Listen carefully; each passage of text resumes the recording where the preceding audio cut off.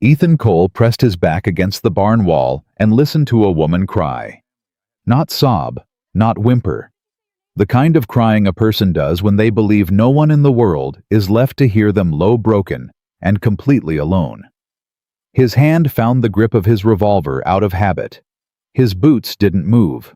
He hadn't let anyone on this land in 3 years, not since the burial, not since he'd decided the world could burn without him in it. Then she looked up and said his dead wife's name. If this story already has your heart racing, hit that subscribe button right now. Drop a comment with the city you're watching from. I want to see exactly how far this story travels. Now, let's go back to where it all began. The summer of 1883 came down on Redemption Valley like a punishment. The creek beds cracked. The soil split open in long, dark fissures that ran across Ethan Cole's land like old scars. The grass went yellow by June, and by July, it had given up entirely, lying flat and brittle under a sun that seemed to hold a personal grudge against everything still trying to grow. Ethan Cole was in the barn when he heard it. Not footsteps, he would have caught footsteps. He'd spent enough years in the war learning how a man moved when he thought no one was watching. No, what he heard was quieter than that. A branch bending. A specific kind of silence where there had been rustling before. The pause that a living thing makes when it suddenly realizes it isn't alone. He set down the bridle he'd been mending and straightened up slowly. The Colt was already in his hand before he reached the barn door. He stepped out into the heat and stood still, letting his eyes adjust. The light was mean that afternoon, high and flat and merciless, washing out the color of everything. His land rolled away from the barn in 3 directions: south toward the dry creek, east toward the tree line, north toward the ridge where the old Callaway fence had fallen down 2 winters ago and he'd never bothered putting back up. He went east. He moved, the way he always moved on his own property. Unhurried, deliberate, like a man who owned every inch of ground beneath his boots and had no reason to rush anything. 3 years alone had made him this way. 3 years of silence had stripped out whatever urgency used to live in him. He heard her before he saw her. A small sound, almost nothing, a quick intake of breath, the kind a person makes when they're trying very hard to be quiet and their body betrays them. He pushed through the low scrub at the edge of the east field and stopped. She was crouched down between 2 gooseberry bushes, her hands full of dark berries, her eyes fixed on the ground in front of her with the focused concentration of someone who had convinced herself that if she didn't look up, she simply wouldn't exist. She was young, younger than he'd expected, though he hadn't expected anyone at all. Dark hair pulled back and coming loose at the temples from the heat. A dress that had started the day clean and hadn't stayed that way. Her hands were stained purple-red from the berries, and there was a scrape along her right forearm that had dried to a dark crust. She was thin in the way that worried a person. Not delicate, something harder than delicate. Thin, like someone who'd been walking for a long time and eating only when they couldn't avoid it. He kept the revolver at his side, but didn't holster it. "You're on private property," he said. She looked up. Her eyes were gray, startlingly so, and they didn't do what most people's eyes did when a man with a gun appeared without warning. They didn't fill with panic. They didn't cut sideways looking for an exit. They just settled on him with an expression he couldn't immediately read. Something between exhaustion and defiance, as though she had already calculated every bad thing that could happen and had decided to deal with it when it arrived rather than before. "I know," she said. Her voice was steady. "I'm sorry." "You're sorry." He repeated it flat, the way he repeated most things people said to him, giving the words back to them without embellishment, letting them hear what they'd actually said. "Yes, sir." She didn't stand up, just held the berries in her cupped hands and looked at him. "I didn't think anyone was using this section of land. I've been watching it for 2 days, and I didn't see—" She stopped herself, reconsidered. "I shouldn't have assumed." Ethan's jaw tightened slightly. 2 days. She'd been watching his land for 2 days. "Stand up," he said. She stood. She was shorter than he'd thought, and when she rose, the scrape on her arm caught the light and he revised his estimate of how long she'd been out in the open. That wound was at least a day old, maybe more. "Who are you?" he said. "Clara," she said. Clara Whitmore. The name meant nothing to him. He studied her face for a long moment, the set of her jaw, the stillness in her gray eyes, and then he looked past her into the scrub, scanning for movement, for a second figure, for the glint of something metal in the undergrowth. Nothing. "You alone?" he said. "Yes." "Where'd you come from?" A pause. Brief, but there. Harlan's Crossing. That was 30 miles northeast through open country, with no shade and no reliable water. He looked at her again, at the dried sweat on her collar, the dust ground into the hem of her dress, the careful way she was holding herself upright, and didn't say what he was thinking. "What are you doing out here?" he said instead. "Picking berries," she said. And then before he could respond, "I know that sounds." "It sounds like a lie," he said pleasantly. "A tired one." Something moved in her face, not guilt exactly. More like the expression of someone who had prepared several versions of a story and was now deciding which one was worth the effort. "I needed food," she said finally. "That part is true. And the rest?" She looked at him for a moment. Then she shifted the berries to one hand and reached into the pocket of her dress with the other. He raised the revolver. She froze. "Slowly," he said. "It's paper," she said. "Just paper." He waited. She drew it out with 2 fingers, a folded document soft at the creases from handling, spotted dark with old water stains. She held it out toward him without moving her feet. He crossed to her, took it, stepped back, unfolded it one-handed, keeping the gun on her. It was a land deed.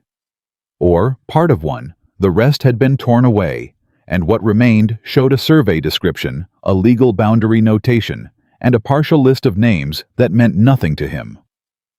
At the bottom, in fresh ink that hadn't faded like the rest of the document, was a signature he didn't recognize above a stamp that read, "Caldwell Land and Title Company, Harlan's Crossing, Nevada."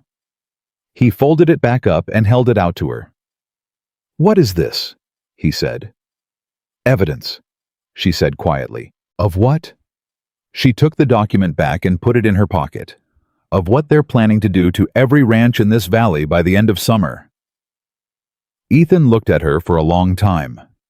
The heat pressed down on both of them. A hawk turned slow circles somewhere high above, and the dry grass moved in a wind that brought no relief with it. "Come to the house," he said finally.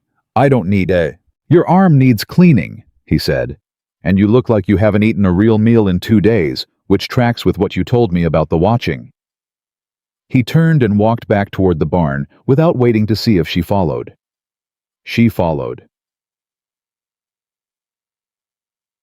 He had her sit at the rough table in the kitchen while he got water and a clean cloth. She sat straight-backed on the edge of the chair, like a woman waiting for a stage that might or might not come. She didn't look around the kitchen with the curiosity most people showed when they entered a place for the first time. She just placed her hands flat on the table and looked at the wall. He set a bowl of water in front of her and put the cloth beside it. "I can do it," she said. "I know you can." He pulled the other chair out and sat down across from her. "Do it then." She cleaned the scrape on her arm without flinching. He watched her hands, steady, efficient, no wasted movement. "How many of them are there?" he said. She glanced up. "The people who sent you running 30 miles through open country in July," he said. "How many?"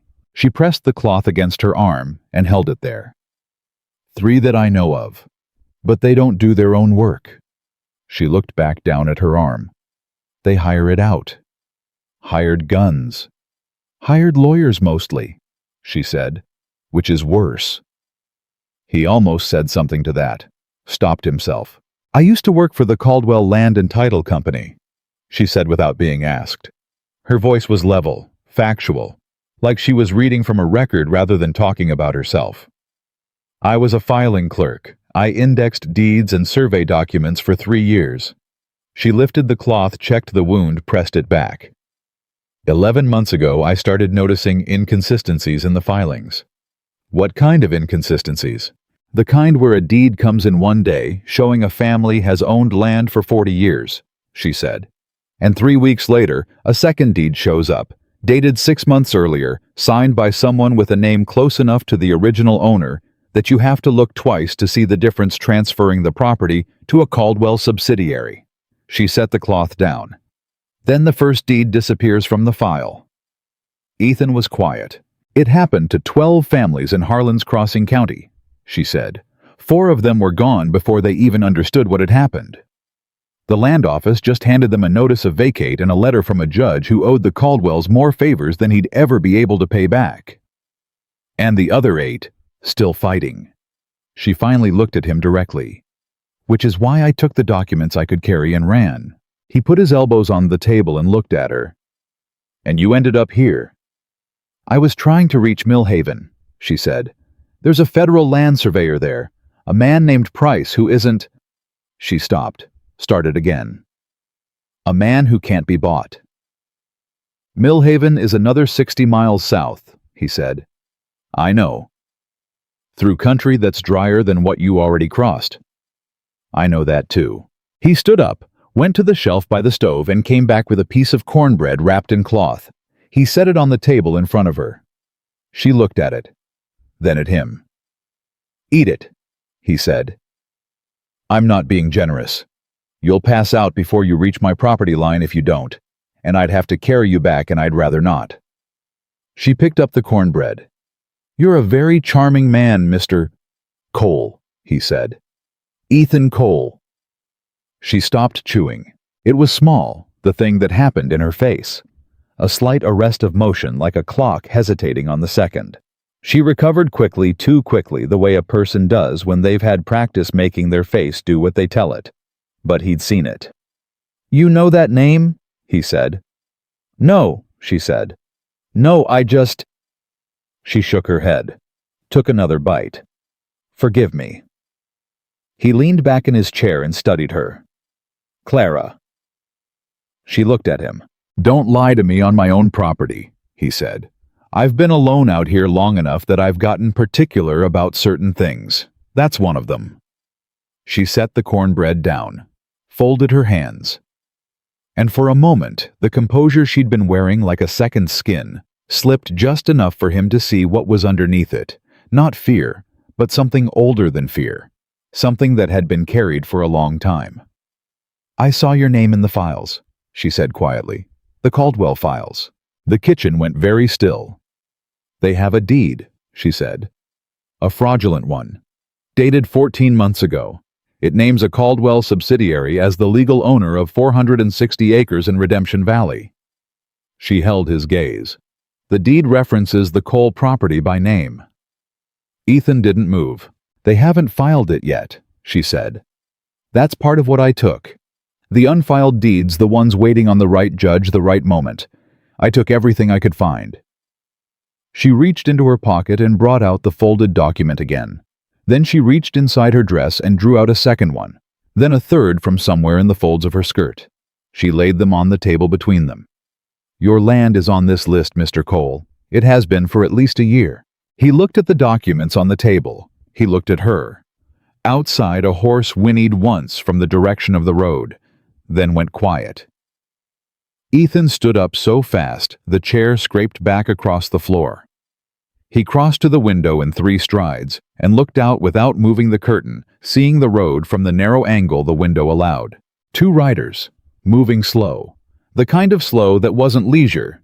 It was the deliberate pace of men who were looking at things, cataloging them, measuring distances. He didn't recognize the horses. He knew every horse in a 20-mile radius. How long? He said without turning around. I don't. How long do you think they've been following you? He turned. His voice was quiet, but something in it had changed. The flatness was gone. In its place was something sharper, older, more specific. Since Harlan's Crossing, since before. She was already on her feet. Her gray eyes had gone to the window and back to him in a single sweep, and the exhaustion he'd seen in her face when she was crouching in the berry bushes was still there, but it had rearranged itself into something operational. At least since the ridge, she said. I lost them in the creek bed yesterday, but I knew it was only... How many documents you have total, he said. 17 complete deeds, 3 partial surveys, 2 letters between Caldwell and a circuit judge. Where are the rest? She reached behind her and pulled a flat oilskin packet from beneath her skirts where it had been strapped flat against her lower back. She held it out to him. He didn't take it. "That's yours to carry," he said. "Don't give it to me, and don't put it down." He went to the far wall where his rifle hung on 2 iron pegs and took it down. Checked the load with the practiced efficiency of a man who had done it 10,000 times in conditions far worse than a hot kitchen in July. "There's a storm cellar," he said. "Doors are behind the barn set into the ground covered with a hay bale. You can get to it from the barn through a passage in the floor. If something happens and you need to move, you go there and you stay there. Mr. Cole, there's a water cask and enough hardtack to last 4 days." He looked at her. "You're not going to need 4 days, but it's there." "I'm not going to hide in a cellar while—" "I'm not asking you to hide," he said. "I'm telling you where the exit is." He moved toward the back door. "Go out through the barn. Don't cross open ground. Stay against the wall until you're around the corner, then come in behind me from the north." She stared at him. "You're going to go out there?" "They're on my road," he said simply. "That's where I go when someone's on my road." He opened the back door. "Mr. Cole?" Her voice caught him just before he stepped out. He stopped but didn't turn around. "The deed they have for your land," she said. "It's not the only reason I came this way." He waited. "There's a name on the original purchase document," she said. "The real one from 1871. The one your wife signed when you were still at the front." A pause. "Margaret Cole. She put this land in both your names before she died. The Caldwells know that. It's why they waited. They were looking for the right moment, after enough time had passed, that—" She stopped. "I'm sorry. I thought you should know." He stood in the open doorway for a long moment. The heat came in from outside and mixed with the cooler air of the kitchen. Somewhere down the road, he could hear horses moving again. Closer now. "Margaret always did have better instincts than me," he said finally. His voice had gone very quiet. "About most things." He stepped out. The screen door swung shut behind him with a soft wooden crack, and Clara Whitmore stood alone in Ethan Cole's kitchen, holding an oilskin packet full of stolen documents against her chest, listening to his boots cross the yard in the direction of the road. She didn't go to the cellar. She went to the barn. He met them on the road before they reached the gate. 2 men, both sitting their horses with the practiced ease of men who rode for money rather than pleasure. The one on the left was broad across the shoulders and wore a brown coat, despite the heat, the coat of a man who kept things under it that he didn't want visible. The one on the right was leaner, younger, with pale eyes that moved over Ethan's property with the assessing sweep of someone calculating acreage. Ethan stood at the gate with his rifle at his side and said nothing. The broad one touched his hat brim. "Afternoon. Looking for a woman. Dark hair, gray dress. You see anyone come through this way?" "Lot of people come through this way," Ethan said. The man smiled. It didn't reach his eyes. This one would have been alone, coming from the northeast, likely on foot, looking a little worse for wear. "I mind my own land," Ethan said. "Don't keep track of foot traffic on the road." Sure. The man looked past him, slow and deliberate, toward the barn and the house beyond. "Mind if we take a look around? Just to satisfy ourselves, she didn't wander onto your property by accident. Woman like that, heat like this, you understand." "I don't," Ethan said. The man's smile didn't change. "Sir, I don't understand why you'd need to look around my property," Ethan said, "unless you thought I was lying to you. And if you thought I was lying to you, you wouldn't be asking permission." A beat of silence. The lean one on the right had let his hand drift toward his hip. Ethan noted it, the way he noted all things, without moving, without showing that he'd noticed. "We work for the Caldwell Company," the broad one said. "Perhaps you've heard of them. They do a great deal of land business in this county. Very well connected with the county office, the circuit courts." "I've heard the name," Ethan said.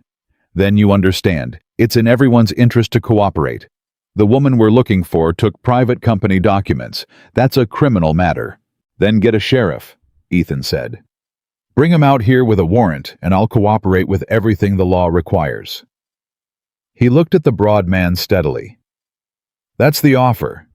You can ride to Millhaven and fetch one. Be back by morning if you push.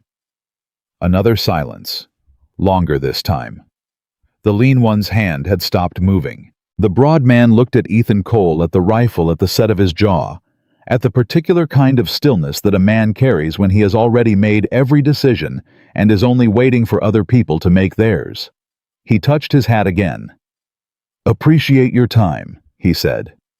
They turned their horses and rode back up the road at the same slow, deliberate pace they'd come in at. Ethan watched them until they were out of sight around the north bend.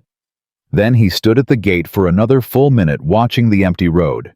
They would be back. Not tonight. Tonight they'd go report that she was here, get more men, figure out a different approach. Men who worked for people like the Caldwells didn't improvise. They went back and got instructions. He had until morning, maybe less. He turned and walked back toward the barn. Clara was waiting just inside the door, pressed against the wall, her gray eyes finding him the instant he stepped into the shadow. They're gone, he said. For now, she said. For now. He agreed. She was looking at him with an expression he hadn't seen on her face before, something stripped of the composure she'd been wearing all afternoon. Raw and a little desperate, and trying hard not to be either. Why did you do that? She said. Because it's my gate, he said. Mr. Cole. Ethan. He moved past her toward the tack wall. You're going to be here at least tonight and possibly longer. You can call me Ethan. She was quiet for a moment. Then, why are you helping me?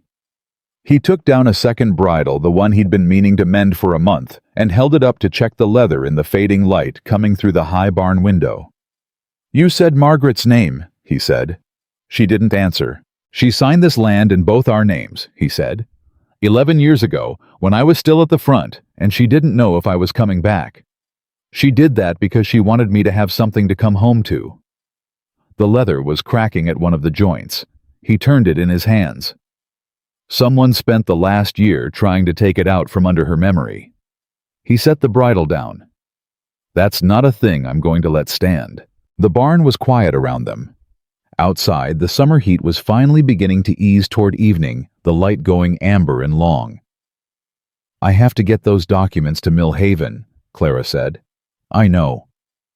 And I can't do it alone, not with them watching the roads. I know that too. She looked at him. Ethan? He looked back at her. Thank you, she said, simply without ornamentation. He nodded once. Then he picked up the bridle again and went back to the mending, because there was always work to do, and because some things didn't need more words than they'd already gotten. But in the back of his mind, something had shifted. A door he'd nailed shut 3 years ago, standing open just enough to let in the evening air, and he wasn't sure yet whether that was a comfort or a warning. They didn't sleep. Not really.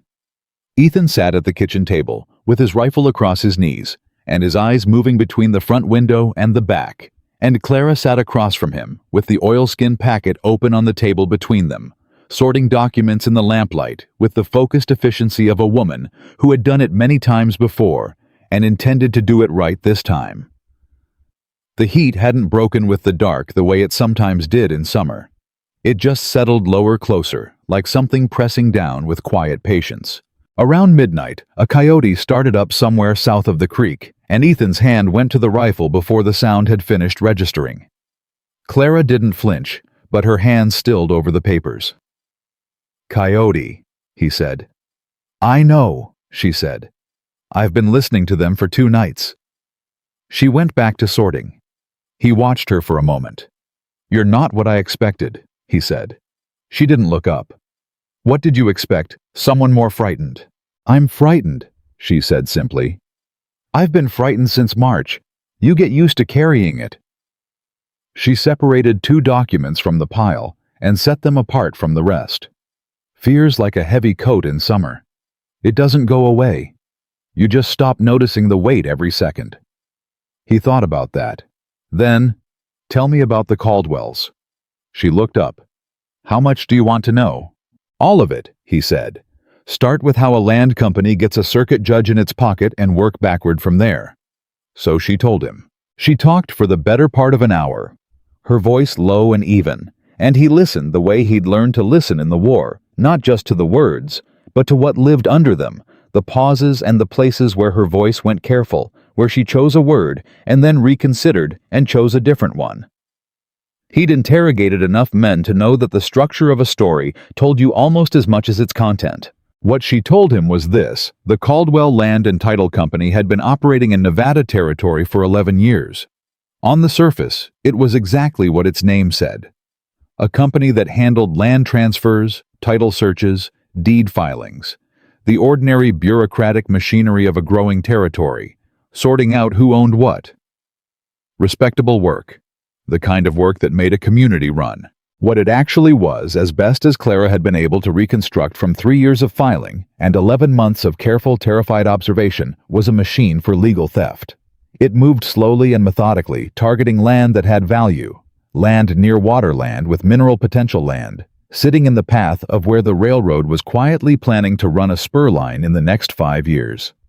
It found owners who were isolated, who didn't read well, who trusted paper, the way frontier people had always trusted paper, as something official, something settled, something you didn't question because the men who produced it wore suits and spoke in full sentences. Then it replaced their paper with different paper. The judge, Ethan said. You mentioned a circuit judge. Harlan Moss, she said. He rides the 3-county circuit out of Carson City. He's been on the bench for 16 years. She pulled one of the documents she'd separated from the pile and slid it across the table to him. That's a letter between Edmund Caldwell, the eldest brother, the one who runs the company, and Judge Moss, dated 8 months ago. He picked it up and read it. His expression didn't change, but the line of his jaw tightened by degrees as he worked through the careful, lawyerly language until he reached the plain meaning underneath it. He's agreeing to rule in favor of the Caldwell deed on the Teague property, he said. In exchange for a note on his brother-in-law's debt, she said. $1,200. The brother-in-law borrowed it from a Caldwell subsidiary bank 3 years ago. Moss has been making payments. They stopped the payment requirement the same month he agreed to rule for Caldwell on 3 separate title disputes. She paused. 4 families lost land in those disputes. Combined, it was over 2,000 acres. Ethan set the letter down. How many copies of this do you have? He said. 1, she said. I made a handwritten copy of the Teague deed before I left, but this is the original letter. She looked at him steadily. Which is why they want it back. He turned the letter over in his hands, looking at it without reading it again. A piece of paper. The weight of it was negligible. The weight of what it represented sat differently. Clara, he said, how exactly did you get out of Harlan's Crossing with all of this? Another pause. This one longer. I was supposed to file the coal deed on a Friday, she said. He went still. Edmund Caldwell handed it to me personally on a Thursday morning, she said. He told me to process it as a standard title transfer, update the registry, and file the original in the closed case cabinet. He said the previous owner you had already been notified through the county office. She met his eyes. I looked up the county notification records that afternoon. There was nothing there. No notice, no correspondence, nothing. He said nothing. I'd seen it before, she said. Twice before with other properties. I'd told myself both times that I'd misread something, that there was a record I'd missed, that the Caldwells were a legitimate company doing legitimate work, and I was a clerk who didn't understand the full picture. She folded her hands on the table. The third time, I didn't tell myself that. What did you do? I filed it, she said. I had to. Edmund was watching me process it. He stood at my desk while I stamped it and recorded the file number.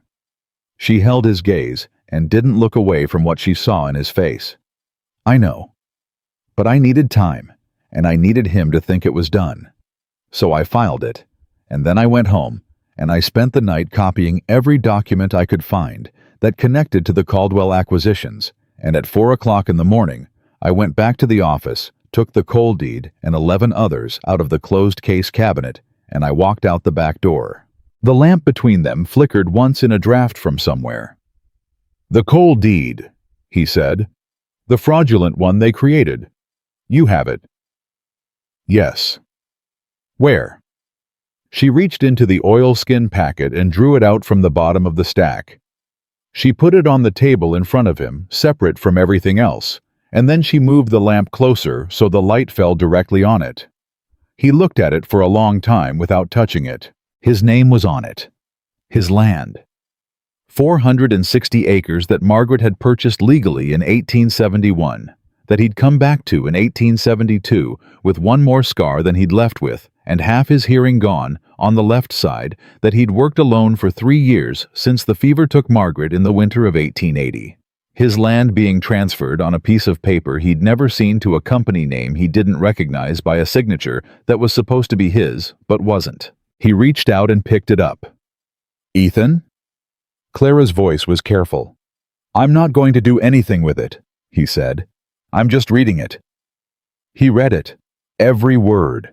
The language was precise and official and completely false, and someone had put genuine craft into the falseness. The spelling of his name was right. The property description was accurate. The legal language was proper and well constructed. Whoever had written this had access to the real deed, and had used it as a template. He set it down. "All right," he said. His voice was even. "We need to reach Millhaven." "Yes." "The road's being watched. Both ends, I'd guess, by morning." "Yes." He looked at the window, calculating. "There's a way through the ridge that most people don't know. Comes out 6 miles south of Millhaven on the Dry Fork Road. It's rough going, and it'll add 4 hours to the trip, but they won't have men posted there." She was nodding slowly. "When do we leave?" "Before first light," he said. 3 o'clock, 2.5 hours from now." He stood up. "Try to sleep." "I'm not going to sleep." "I know," he said. "Try anyway." He moved to take the rifle back to the window position. She gathered the documents and began returning them carefully to the oilskin packet. Hands, steady face composed. He watched her for a moment in the lamplight. This woman who had walked 30 miles through July heat carrying stolen evidence against powerful men who sorted documents at midnight in a stranger's kitchen, with the calm of someone who had long ago made peace with the possibility that things might go badly. "Clara," he said. She looked up. "The name you saw on the original purchase document," he said. "Margaret's name. Was it damaged? Was it clear?" "It was clear," she said. "Her handwriting was—" She paused. "It was careful, like she was making sure every letter would be legible for a very long time." He nodded once. Then he went to the window. Behind him, he heard her close the oilskin packet and tie it shut. "She must have been a remarkable woman," Clara said quietly. Not a question. "Yes," he said. "She was." He didn't say anything else after that, and neither did she, and the silence that settled between them was not uncomfortable. It was the silence of two people who understood loss in different registers and didn't need to explain it to each other. 2 hours passed. Then everything changed. Nay, it was the horses that woke him. Not that he'd truly slept, but he'd drifted somewhere between watchfulness and unconsciousness for 20 minutes, and it was the horses that pulled him back. His own animals in the barn moving and stamping with the specific restlessness of creatures that had smelled something they didn't like. He was at the back door before Clara could ask what was wrong. She was already up. "They're early," he said. "How many?" He pressed to the side of the window and looked out into the darkness.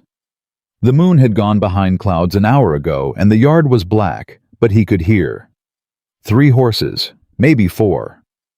Moving along the east fence line coming from the tree line direction rather than the road. "At least 3, he said. "They came around the back." "They know I'm here," she said. It wasn't panic. It was a statement of logistics. They suspected. Now they're making sure. He turned from the window. "Get the packet. We move now." "It's not 3 o'clock." Get the packet, Clara. She got it. She had it in her hands and her shoes on in 30 seconds, which told him she hadn't actually tried to sleep at all. He filed that information away without comment. He moved through the kitchen to the barn passage, a low door in the back corner of the pantry that he'd built himself 5 years ago as a covered route between the house and the barn for winter. He'd never mentioned it to anyone, never had reason to. He opened it now and gestured her through, then followed and pulled it shut behind them. The passage was narrow and low-smelling of dry wood and hay. He moved through it without a light hand on the rough wall, feeling the way he'd felt it hundreds of times in the dark. He came up through the barn floor trap and helped Clara up after him. The horses shifted and stamped. Ethan put a hand on the nearest one's flank and kept it there until the animal quieted. "The ridge route," he said, voice barely above breath. "We take 2 horses. You ride?" "Yes." "How well?" "Well enough." He went to the tack wall by feel. "There's a man named Arlo," he said quietly, working the saddle down from its rack. "Works a quarter section 3 miles north of here. Good man. I need to tell him to move his family off the property until this is settled." Clara went still. "Why?" "Because if Caldwell comes back looking for me and finds me gone, they'll go to the nearest neighbor to ask questions." He checked the cinch by feel. Arlo has a wife and 2 daughters. He felt her absorb that. The specific kind of silence that follows when a person recalculates the full size of a problem they thought they understood. "How many families in this valley?" she said. 9 ranches within 20 miles, he said. 4 of them are in your documents. 6, she said. 6 properties in Redemption Valley are listed in the unfiled deeds. He stopped moving. "I only found the packet 2 weeks before I left," she said. I didn't know how to warn anyone without..." Her voice caught just slightly. "I'm sorry. I should have found a way." He finished with the cinch. Started on the second saddle. 6 out of 9, he said. "Yes." "So they're not just after me," he said. "They're clearing the whole valley." "The railroad spur," she said. "According to a survey document I found, it runs directly through Redemption Valley. The company buying the right-of-way for the railroad is a Caldwell subsidiary." She paused. "Every family they push off this land they're buying at 0. Every acre they sell to the railroad goes at a premium." He handed her the second set of reins without speaking. She took them. They led the horses to the barn side door, not the main doors which faced the yard, but the narrow service door on the north wall. He opened it by inches, checked the darkness, then led his horse through and waited for her. Outside, the night was close and hot and very quiet. Too quiet. The sounds from the east fence had stopped. "Move," he said. They moved. Not running. Running was noise, and noise was information given to the wrong people. They walked fast and low-angling north along the inner fence line, the horses' hooves on the dry summer grass making less sound than he'd feared. Ethan kept himself between Clara and the direction the sounds had come from. She kept the oilskin packet pressed flat against her body with one arm, the reins in the other hand, moving with him step for step without instruction.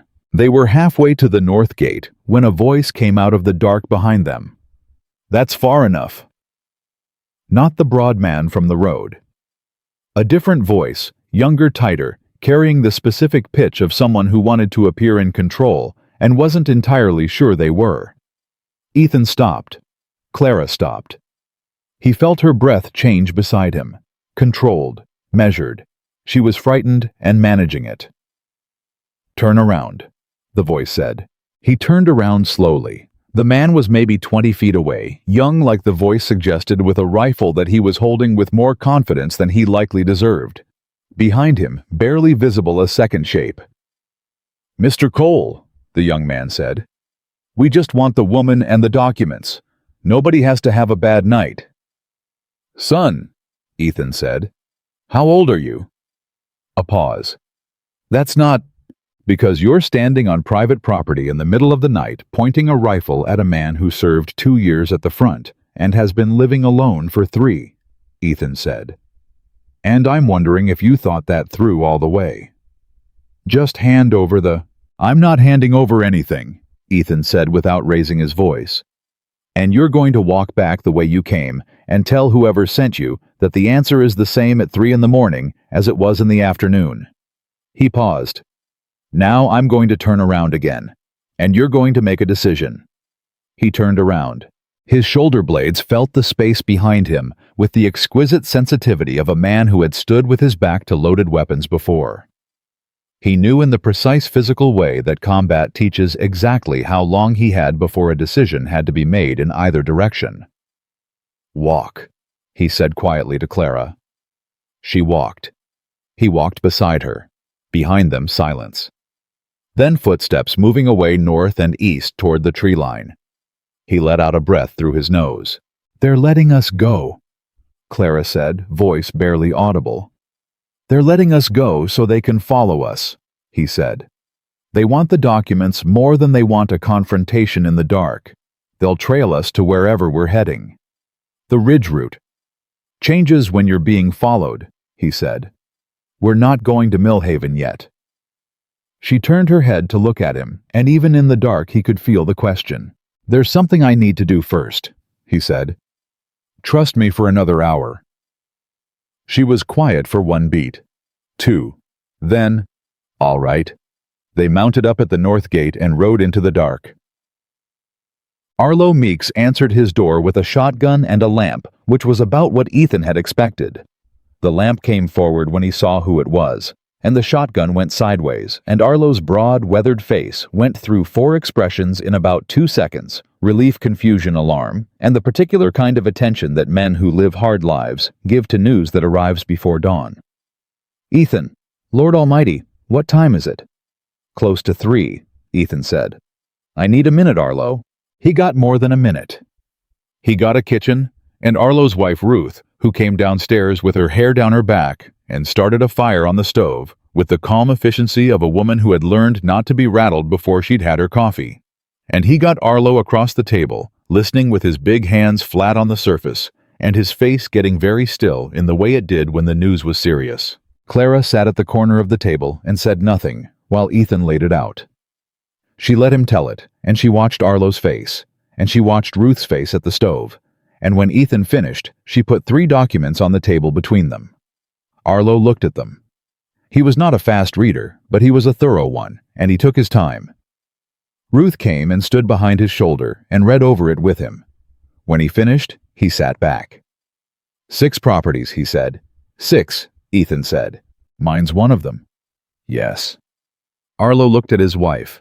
Ruth looked back at him with an expression that Ethan recognized the look of 2 people who have been together long enough to have an entire conversation in 3 seconds of eye contact. "The girls are at Ruth's sister in Millhaven," Arlo said. "They went last week for the summer visit." "Good," Ethan said. "I'm not running," Arlo said. "Not aggressive, just clear." "I'm not asking you to run," Ethan said. "I'm asking you to be somewhere they can't use you against me." He paused. "If they come here looking for information about where I went, I need you to be somewhere they can't reach." Arlo considered this. "Ruth goes to her sister's. I go to Pete Callahan's place. Let him know what's happening. Get the word out to the other ranchers." "That's what I was hoping," Ethan said. Clara looked up. "If you contact the other ranchers," she said carefully, "they need to know that confronting the Caldwells directly won't help. Not without the documents reaching the federal surveyor. They need to wait." Arlo looked at her. He'd been polite to her since they arrived, the kind of instinctive frontier courtesy that didn't require knowing a person, but now he looked at her with the assessing directness of a man deciding how much weight to give a stranger's words. "She's right," Ethan said. Arlo nodded. "Once. That was enough." Ruth put coffee on the table without being asked and sat down beside her husband. And for 10 minutes they were 4 people around a kitchen table in the middle of the night, talking about how to hold on to what was theirs. The window above the sink was going from black to deep gray by the time they finished. Outside, Clara caught Ethan's arm as they moved toward the horses. "There's something in Arlo's deed," she said quietly. "I noticed it when he was reading. The fraudulent deed for his property, the name they used on the forged signature. It's not Arlo. It's his brother." Ethan turned. "His brother's been dead 4 years. "I know," she said. They knew too. They used a dead man's name on a fraudulent transfer.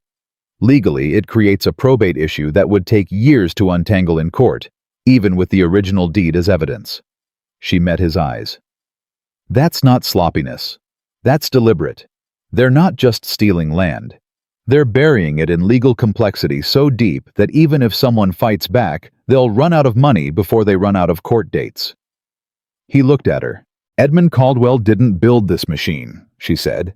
Someone with a great deal more legal sophistication built it. Edmund runs it. But someone designed it. Who? She hesitated for just a moment, the first real hesitation he'd seen from her since she'd told him about the fraudulent coal deed.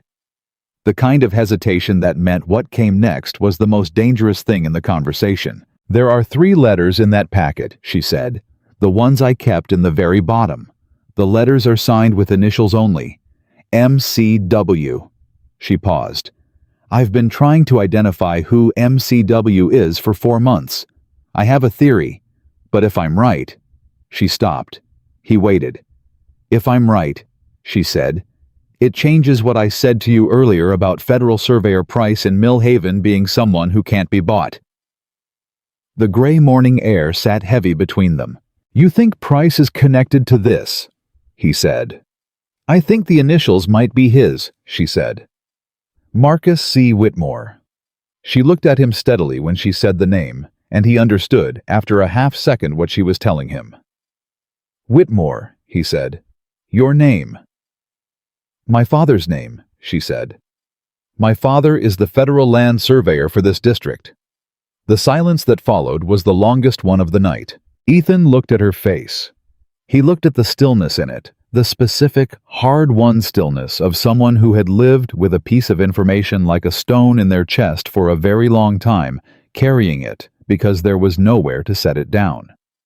You've been investigating your own father, he said. I've been trying to prove I'm wrong, she said. I am not wrong. He took that in. All the dimensions of it. The 3 years she'd spent working in the Caldwell office. The 11 months of investigation. The 30 miles through summer heat. The way she'd sorted documents at midnight with steady hands and a steady voice. The way she'd said I should have found a way to warn them and meant it. Does he know you took the documents? Ethan said. Ethan. I think he knew before I did, she said. I think he's the one who told the Caldwells which morning to watch the office. He sent them after you. She held his gaze and said nothing. She didn't have to. Ethan turned and looked at the eastern horizon, where the gray was beginning to show the first faint difference from black that meant the sun was somewhere beyond the edge of the world preparing. All right, he said quietly. Millhaven is out. Yes. If Price is behind this, going to him is walking into their hands. Yes. Then where? He said. The documents need to go to someone outside the local system entirely. Federal, above the territorial level. There's a land commissioner in Carson City, she said. Commissioner Vale. He was appointed directly by Washington 18 months ago. He's been in the territory long enough to have heard about the Caldwell operations, but not long enough to be inside them. She paused. He's also been asking questions that have been making the Caldwells uncomfortable. There was a memo in the file about him. How far is Carson City? On open road 2 days. He looked at the horses, at the oilskin packet against her side, at the morning coming on fast. We're not taking the open road, he said. I know, she said. Clara? His voice came out lower than he intended, and she looked at him with those gray eyes that didn't flinch from anything, and he said what needed to be said plainly, because that was the only way he knew to say anything. I need to know if there's anything else. Anything you haven't told me yet, because you were deciding whether to trust me. She was quiet for 5 full seconds. Yes, she said finally. Tell me. She reached into the pocket of her dress, not the oilskin packet the pocket, and drew out a single folded piece of paper, different from the others. Smaller. Personal. She held it for a moment before she handed it to him. He unfolded it. It was a letter, not official language this time. A letter in a careful, educated hand written to, My darling Clara, and signed your loving father. And in between those two phrases was a paragraph that laid out in the language of a man who loved his daughter and had run out of ways to hide from himself exactly what he had done, and why, and what he was asking her to do about it. He was asking her to stop, to let it go, to bring the documents back and tell the Caldwells she'd changed her mind. He was asking her to help him bury the truth because he was afraid, and because the Caldwells had something on him worse than money, and because he was her father and he was begging her. Ethan read it twice. Then he folded it back up and held it out to her. She took it and put it back in her pocket. "When did you get this?" he said. "He left it on my kitchen table," she said. "The night before I left. I found it when I came home from the office at 4 in the morning with the documents." Her voice was absolutely level. "I read it. I packed what I needed, and I left." "You haven't spoken to him since?" "No." Ethan looked at her. This woman who had put a letter from her father in her pocket and walked 30 miles through summer heat rather than do what the letter asked. This woman who sorted documents by lamplight in a stranger's kitchen and cleaned her own wounds without complaint and stood her ground against men with rifles in the dark. "He's wrong," Ethan said, "about what you should do." "I know," she said. "You know that makes you alone in this," he said. "Whatever you thought you might have in Millhaven, the surveyor, the protection that's gone now. I know that too. And Carson City is 2 days' hard ride through territory where they'll be looking for us." She looked at him with an expression that was not bravery. Bravery was too simple a word for it. It was something older and more considered. The look of someone who had sat with every version of fear this situation could produce and had arrived at a decision on the other side of all of them. "Are you coming with me?" she said. The morning was breaking hard and fast, the way summer mornings do all at once, the world going from dark to gray to pale gold faster than seemed fair. The horses shifted, and the first bird started up somewhere beyond the tree line, and the day came on whether anyone was ready for it or not. "Saddle up," Ethan Cole said. And Clara Whitmore put her foot in the stirrup and didn't look back. They rode hard for the first hour and said almost nothing. That was the nature of it, the kind of silence that isn't empty but full-packed, tight with the weight of everything just said and everything still coming.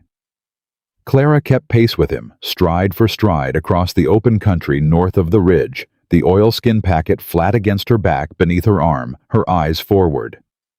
Ethan rode slightly ahead, not because he was leading her anywhere she couldn't follow on her own, but because the instinct was animal and old. Put yourself between the thing you're protecting and the direction the danger comes from. The sun came up mean and fast.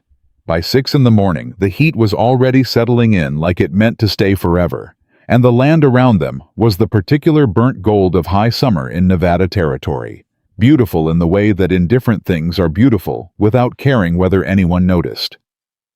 Ethan pulled up at the top of a shallow rise and turned his horse sideways, scanning the land behind them. Clara pulled up beside him. "Are they back there?" "Someone is," he said. He watched the empty country for another 10 seconds. "They're staying far enough back that they're not sure I can see them, which means they're not going to move on us yet." "They're hurting us," she said. He looked at her. "Not chasing us," she said. "Hurting, letting us go where we're going so they can see who we meet." She held his gaze. "They want to know if there's someone in Carson City waiting for us. Someone who could actually cause them trouble." He thought about that, turned it over. She was right, and the fact that she'd seen it before he said it told him something he filed away for later. "Then we don't go straight to Carson City," he said. "Where do we go?" He scanned the horizon, calculating. "There's a freight station on the Dry Fork Road. Man named Haskell runs it. He moves mail and cargo between Millhaven and Carson City 3 times a week. He's not a man who involves himself in other people's business." He paused. "But he owes me." "How much does he owe you?" "Enough," Ethan said. He touched his heels to the horse's flanks and moved. She followed without asking for more detail. That was one of the things about her he was noticing. She asked exactly the questions she needed answered, and not one more. In another life, in a different set of circumstances, it would have been a quality he admired without personal consequence. In this one, it was keeping them alive. They came down off the ridge onto a dry creek bed and followed it south, the horse's hooves on the cracked mud, almost silent. The creek bed turned twice, and then straightened, and Ethan slowed to a walk and listened. The sounds behind them had changed. Whoever was trailing them had slowed too, or stopped. The absence of sound in the specific place where there should have been sound was its own kind of noise if you knew how to read it. "They've stopped," he said. "Or split up?" Clara said quietly. He looked at her. "If there are more than two," she said, "one could hold back and one could be moving parallel." She glanced at the creek bed walls on either side of them, low banks, scrub brush at the top. "We're in a channel." He moved before she finished the sentence, angling his horse up the east bank in 3 quick strides and coming out onto the flat above. Clara was right behind him. They came up together and both of them stopped. 40 yards to the east, a rider sat motionless on a dark horse at the edge of a juniper stand. He wasn't moving toward them. He wasn't reaching for anything. He was just sitting there watching with the patient stillness of a man who had been told to watch, and nothing more. Ethan looked at him. The man looked back. Then Ethan turned his horse west and rode and didn't look back. "He's going to report our direction," Clara said, riding beside him. "Let him," Ethan said. "There's nothing west of here for 8 miles except the Haskell station, and Haskell's operation is legal and known. Whoever's watching us can't touch him there without cause." He kept his pace steady. "It's what we do after Haskell that matters." She was quiet for a moment. Then, "You've done this before." "Moved through country where people were trying to stop me." He didn't look at her. "Yes." "That's not what I meant." He rode. "You've carried something that other people wanted badly enough to follow you for," she said. "Not documents, something else." He was quiet long enough that she might have thought he wasn't going to answer. "Information," he said finally. "During the war, I carried dispatches. 3 times through Confederate territory." He paused. "The 3rd time they knew I was coming." "What happened?" "I got through," he said. She didn't push for more than that, and he was grateful for it. They rode. Bompaniki. Haskell's freight station sat at a bend in the Dry Fork Road, looking exactly like what it was, a hard-working, unglamorous operation, built for function rather than appearance, with a large barn, a smaller office structure, and a corral that held 6 mules and 2 draft horses in various stages of complaint about the heat. Josiah Haskell met them in the yard. He was a compact, weathered man in his late 50s, with a gray beard that he kept short out of practicality rather than vanity, and eyes that had developed the perpetual slight squint of someone who spent most of his life outdoors measuring distances. He took one look at Ethan, and one look at Clara, and one look at the trail they'd come in on, and then he said, "Get those horses in the barn," and walked back inside without waiting. They got the horses in the barn. Haskell was in the office with a cup of coffee and an expression that said he was going to hear whatever he was about to hear and then make a decision that he wasn't going to regret. "Who's behind you?" he said. "Caldwell men," Ethan said. "At least 3 that we've seen." Haskell set his cup down. "The Caldwells." He said it the way a man says the name of a weather system, not afraid of it, but respectful of what it could do. "You know them," Ethan said. "Everybody knows them," Haskell said. "They tried to buy this station 2 years ago. I told them where to put the offer." He looked at Clara. "Who are you?" "Clara Whitmore," she said. "I worked for the Caldwell Land and Title Company for 3 years. I left with documentation of their fraudulent land acquisitions." She held his gaze. "Including a deed for the coal property." Haskell looked at Ethan. "They came after your land. They already have it on paper," Ethan said, "filed and recorded." Haskell was quiet for a moment. Then he picked his coffee back up and drank from it and set it down again with the deliberate calm of a man resetting himself. "What do you need?" he said. Your southbound freight goes to Carson City, Ethan said. Leaves at 10 this morning. We need to be on it, not on horseback in the wagon, with the cargo. He paused. And our horses need to go north. Haskell understood immediately. Send someone up the Millhaven Road with your animals. Make it look like you kept heading north while you ride south in the cargo box. He nodded slowly. My man Denny can take them. He makes the Millhaven run twice a week anyway. Nobody'll think twice about seeing him on that road. I'll pay for the trouble, Ethan said. You pulled my boy out of the flood on Dry Fork Creek 4 years ago, Haskell said. There's no paying for that. He stood. I'll get Denny. He walked out. Clara turned to Ethan. Something in her face had shifted, not softened exactly, but opened slightly the way a window opens when a room has been closed too long. You didn't tell me about the boy, she said. It wasn't relevant, he said. It is, she said. It explains why you trust him. I trust him because he told the Caldwells where to put their offer, Ethan said. The boy is why I know he meant it. She almost smiled. It changed her face in a way he noticed, and then deliberately stopped noticing. Haskell came back in. Denny'll have your horses north in 20 minutes. You load up at 9:30. I'll put you under the canvas with the dry goods. There's room, and it smells like flour, and not much else. He looked between them. Carson City.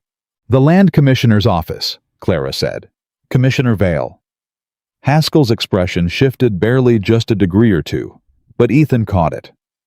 You know Vale, Ethan said. Know of him, Haskell said carefully. He came through here 6 weeks ago, asking questions about land transactions in the county. What kind of questions? Clara said. Her voice had sharpened. The kind that made the Caldwells uncomfortable, Haskell said. I know because 2 days after Vale came through here, I had a visit from the Caldwell Company lawyer, man named Fitch.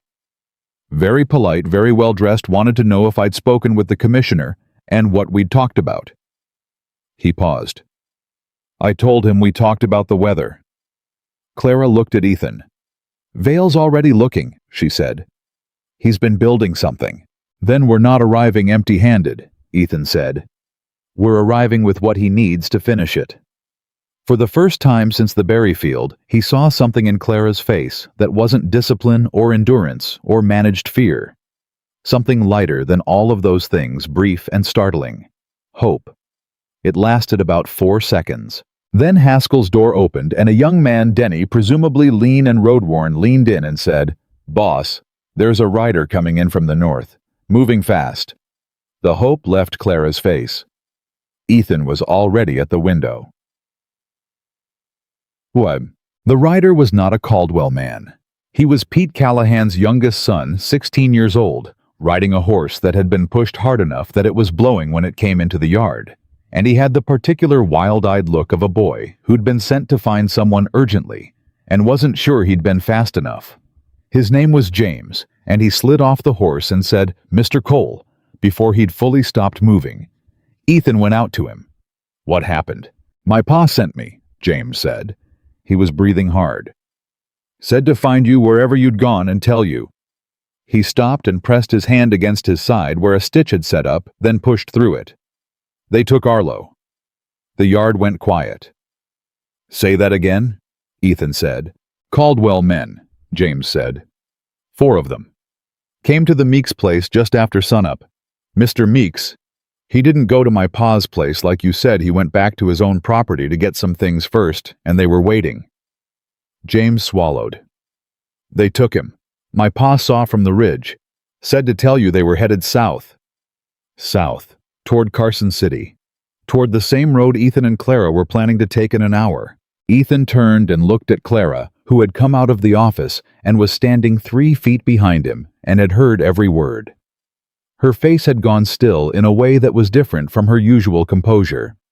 This was the stillness of someone absorbing a blow and making an immediate calculation about what it changed. They took him to use against us, she said. Not a question. To make us come to them instead of going to Vale, Ethan said. Or to make us turn back entirely. Will it work? James said. looking between them with the anxious directness of a boy who understood that the adults around him were making decisions with consequences he couldn't fully see. Ethan looked at Clara. She looked at him. "Tell your father to stay put and keep his family inside," Ethan said to James. "Tell him Ethan Cole is handling it." James nodded once, swung back up onto his tired horse, and was gone. Haskell was standing in the door of the office with his coffee cup and his squint, and his expression of a man recalculating the morning. "This changes things," he said. "It changes the route," Ethan said, "not the destination." He walked back inside, and Clara followed, and Haskell closed the door. "If they have Arlo," Ethan said to Clara, "they'll put him in front of us. Make us see him. Make the offer we hand over the documents they release him." He sat down. "They did it because they know the other approach isn't working. The men following us the night visit, none of it moved us. So they took something we can't ignore." "Can we ignore it?" Clara said. The question was blunt, and she asked it the way she asked all hard questions, directly without softening, looking straight at him, because she wanted the honest answer. He didn't give her one immediately. He looked at the wall for a moment and thought about Arlo Meeks, who had sat across his kitchen table and looked at documents that proved his land was being stolen, and said, "I'm not running," in a tone that meant he never had and never would. "No," he said finally. "We can't." "Then we need a way to do both," she said. "Get the documents to Vale and get Arlo back."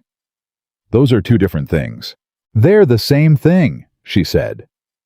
"If we get Vale the documents and he acts on them, if he can issue a federal stop on the Caldwell acquisitions and put the company under investigation, then Arlo is worth nothing to them as a hostage.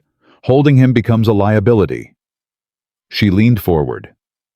"The fastest way to free Arlo is to make the Caldwell's entire operation collapse around them." Haskell made a sound, not quite a laugh, the sound a man makes when he hears something that's both right and brutal at the same time. "How long does that take?" Ethan said. "If Vale already has the groundwork laid, and we arrive with the original documents and the judge's letter." She spread her hands on the table. "He could issue a federal hold by tomorrow morning. A hold stops all land transfers under Caldwell's name pending investigation. No legal standing, no leverage, no point in holding Arlo.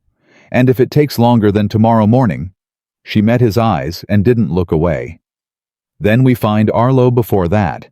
Ethan sat with that for a moment. Then, Haskell. "Yep. The Caldwell's men are headed south on the main road with a prisoner. You have contacts on that road." "I have contacts on every road," Haskell said. "It's a freight operation." "I need to know where they stop," Ethan said. "And I need to know before we reach Carson City." Haskell thought about this for precisely 4 seconds. Then he went to the door and called for Denny again, and Ethan heard him talking low and fast in the yard, and when he came back inside he said, "Denny knows a man at the relay station on the South Fork. He'll ride ahead of you on a fast horse. If the Caldwell party stops anywhere between here and Carson City, you'll know about it." "Good," Ethan said. "Load at 9:30, Haskell said. He looked at Clara. "Ma'am, there's a back room where you can get some water and a few minutes off your feet before you climb into a cargo box for 4 hours." Clara stood. Then she stopped.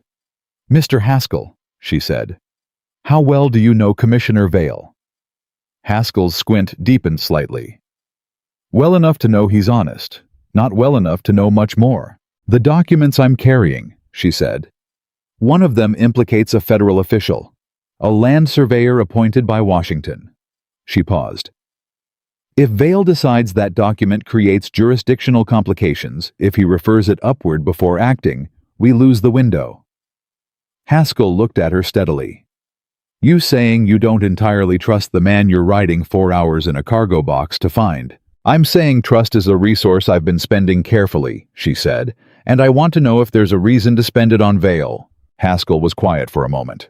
Then, "He came through here 6 weeks ago, like I said. We talked. Not about land transactions I didn't know then what I know now. We talked about freight operations, about the county, about the growth coming in with the railroad." He paused. "He asked me one question at the end that I've thought about since. He said, Mr. Haskell, in your experience, do the Caldwells operate like men who expect consequences, or like men who don't? Haskell looked at her. I told him they operated like men who'd never had any. He wrote something down and said, "That's what I was afraid of." Clara held his gaze for another second. Then she nodded. That was enough. She went to the back room, and Haskell went to the barn, and Ethan sat at the table alone for the first time since the berry field, and he let himself feel the full weight of the morning for exactly 60 seconds. Arlo. The documents. 2 days hard riding. A woman with her father's letter in her pocket, and her father's name on the worst document in the stack. Then he stood up and went to help with the loading. The cargo box smelled like flour and dried apples and old canvas, and it was hot enough to make thinking feel like work, and they rode in it for 4 hours, pressed close by the dimensions of the space and the movement of the wagon. The documents between them wrapped in the oilskin, neither of them speaking much for the first hour. Then Clara said, "Tell me about Margaret." He didn't answer immediately. "You don't have to," she said. "No," he said. "It's all right." He thought about how to start and then decided starting was the hard part, and the rest would find its own shape. "We met in Ohio in 1869. She was teaching at a school in a town I passed through on the way west. She had opinions about everything, about land law, about Reconstruction, about the best way to fry a chicken, about whether a man who'd been at the front for 2 years could be trusted to make sensible decisions about his own future." He paused. She thought he couldn't. She was mostly right. Clara made a sound that might have been the beginning of a smile. "She came west with me because she wanted to," he said. "Not because I asked well. Because she had made up her mind that Nevada territory was where she intended to be, and I happened to be the vehicle." He looked at the canvas above them shifting in the road movement. "She built half of that ranch with her own hands. Literally the east fence line and the smokehouse. I built the barn, and she looked at it and told me 2 of the support beams were placed wrong, and she was correct. She sounds like someone who is very difficult to argue with," Clara said. "Impossible," he said. "I never won once in 8 years." He said it without grief, just the plain fact of it. "The fever came in October of 1880. I had a doctor out from Millhaven in 3 days, but it was—" He stopped. "It moved fast." Clara was quiet. "She made me promise 3 things before she went," he said. "Keep the land, don't stop eating properly, and don't turn into a man who forgets how to talk to people." "You're managing 2 out of 3, Clara said. He looked at her. "The land and the eating," she said. "The talking is a work in progress." He held her gaze for a moment. Then unexpectedly, something moved in his face. Not a smile exactly, but the shape that a face makes when it remembers how a smile works after a long time of not needing to. "She'd have liked you," he said. Clara looked away. "Don't say that." "Why not?" She was quiet for a moment. "Because it makes this harder," she said. "And it's already hard enough." The wagon hit a rut, and both of them grabbed for the cargo framework and then settled back, and after that the silence was different. Warmer, slightly unsteady. The kind of silence that exists between people who have said too much and not enough in the same breath. Then the wagon slowed. Not the gradual slowdown of a team being eased toward a stop. The sudden pulled-up slowdown of a driver who'd encountered something in the road. Ethan had his hand on the canvas flap before the wheels had stopped turning. He held it there, waited. Above them, the driver Haskell's man, a quiet older fellow named George, who'd asked no questions and accepted a folded payment with a nod, said nothing. The wagon sat still. The mules stamped. Then a voice. Outside. Not George. "Afternoon? Looking for a freight wagon out of the Dry Fork station. You come from that way." A pause. George's voice unhurried. "Come from Haskell's, yep. Dry goods run to Carson City." "You carry any passengers today?" "Freight wagon," George said. "I carry freight." Ethan looked at Clara in the dimness. She was completely still. The oilskin packet was in her arms against her chest. Her eyes were on the canvas flap, and her breathing was the controlled, deliberate breathing of someone who had learned to manage themselves in small, closed spaces under pressure. He held up one hand. "Wait. Mind if I take a look in the back?" the voice said. "I mind the time," George said. "I got a delivery window in Carson City, and these mules don't run on patience." A pause. "You got a writ?" Silence. "Because if you've got a writ, I'll stop all day," George said pleasantly. "If you haven't, I'll thank you to move aside." Another silence, longer. Then the sound of a horse moving off the road. George clicked to the mules, and the wagon rolled forward. Ethan let out a slow breath. Beside him, Clara closed her eyes for exactly 2 seconds and then opened them again. "How did he know to say that?" she whispered. "Haskell trained him well," Ethan said. They rode another 20 minutes in silence before Ethan lifted the canvas edge and looked out through the gap at the road behind them. Empty. He watched for a full minute. Nothing. He let the canvas fall. "Clear," he said. Clara put her hand over her eyes briefly. When she lowered it, she was composed again, and he understood that the gesture was the closest she allowed herself to visible relief. "After this is done," he said quietly enough that it was almost private. "After Carson City and Vale and whatever comes next, what do you do?" She looked at him. "What do you mean?" "I mean, where do you go?" he said. "You can't go back to Harlan's Crossing. You can't go back to the land office. The life you had before you took those documents is already gone," she said. She said it without self-pity, just the plain truth.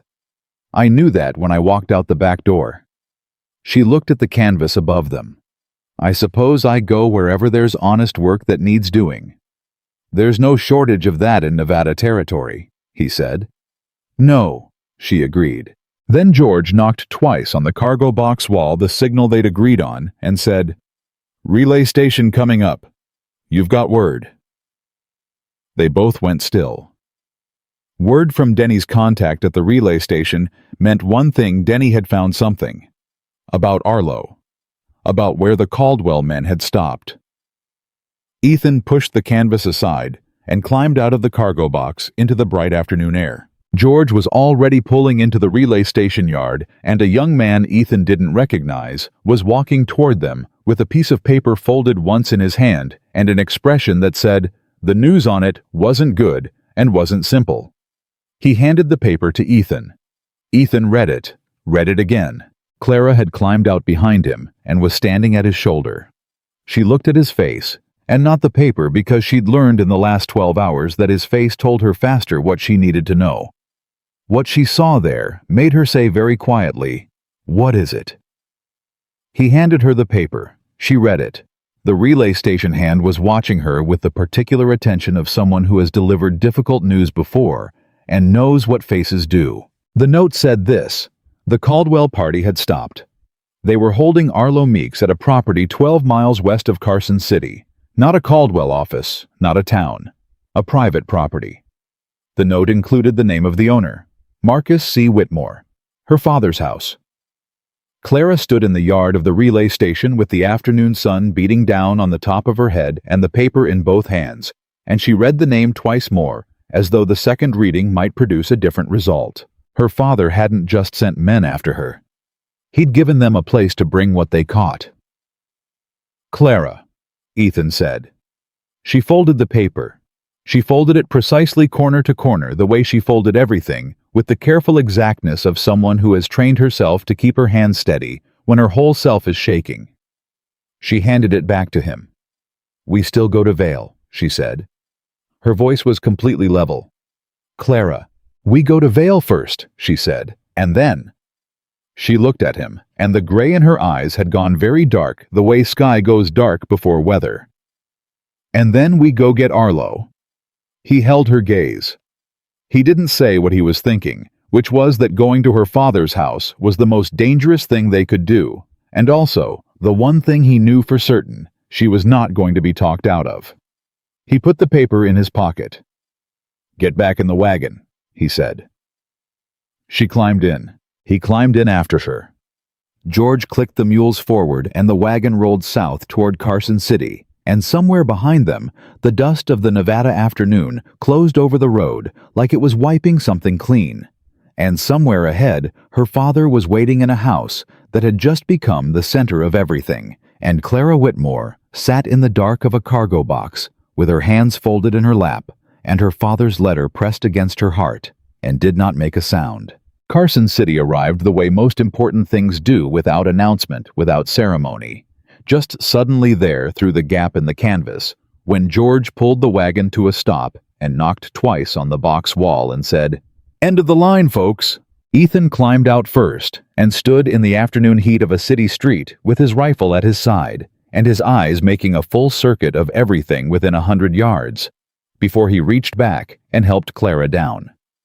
She didn't need the help, she was already moving, but she took his hand anyway, briefly, and he understood that it wasn't about the step down. She looked at the street, the buildings, the people moving with the ordinary business of a Thursday afternoon in Carson City. "Vale's office," she said. "Do you know where it is?" "Federal Land Commissioner would be in the Territorial Building," he said, 2 blocks east. They walked. She kept the oilskin packet under her left arm and matched his pace exactly, and he kept himself angled slightly between her and the street-old habit that he didn't examine and she didn't comment on. The city noise was strange after 2 days of open country horses' voices, the bang of a door somewhere, a woman calling to someone across the street. Normal sounds, the sounds of a world that didn't know yet what was in that oilskin packet. They were half a block from the Territorial Building when Ethan stopped. Clara felt it before she processed why the slight change in his movement, the half step that wasn't quite a step, and she stopped too and looked where he was looking. A man was leaning against the wall outside the Territorial Building's front entrance. Average height, brown coat, despite the heat, reading a newspaper with the focused attention of someone who was not reading a newspaper. "That's the broad one," Ethan said quietly. "From my road yesterday." Clara didn't look away from him. "They got here before us." "They've been watching Vale's office," Ethan said, "waiting to see if we'd come." He thought fast. "There's a back entrance to every government building, service access." "We don't know this building," she said. "No," he said, "but someone does." He turned. "Stay here." "Ethan, 30 seconds," he said. "Don't move from this spot." He walked diagonally across the street to a dry goods store and came back in 20 seconds with a clerk in a canvas apron who was already pointing down the side alley and talking with his hands. Ethan pressed something into his palm and came back to Clara. "South side," he said. "Loading dock doors unlocked during business hours." They went south. The loading dock was exactly where the clerk had said, and the door was unlocked, and they were inside the Territorial Building through a back corridor that smelled of old paper and lamp oil before the man in the brown coat had turned a single page of his newspaper. Commissioner Ansel Vale was a tall man in his early 60s with the bearing of someone who had once been military and had never entirely stopped. He had gray at his temples and the kind of careful stillness in his face that came from years of listening to people say things they wanted him to believe and learning to hear what they actually meant. He was alone in his office when they came through the door. His secretary had apparently just stepped out because there was a cup of tea on the outer desk still steaming, and his hand went to the desk drawer when the door opened unannounced. Then he saw them, assessed them. Both hands went back to the desktop. "Sit down," he said before either of them had spoken. They sat. "You're Cole," he said, looking at Ethan. "And you're the Whitmore woman. I've been waiting on something like you for 6 weeks." Clara put the oilskin packet on his desk. Vale looked at it, then at her. "You came from the Caldwell operation. 3 years as a filing clerk," she said. 11 months of investigation, and 30 miles on foot through July. She held his gaze. "Everything in that packet is original, including a letter from Edmund Caldwell to Circuit Judge Harlan Moss, dated 8 months ago, detailing a corrupt arrangement over 3 title disputes." Vale pulled the packet toward him and untied it without hurrying.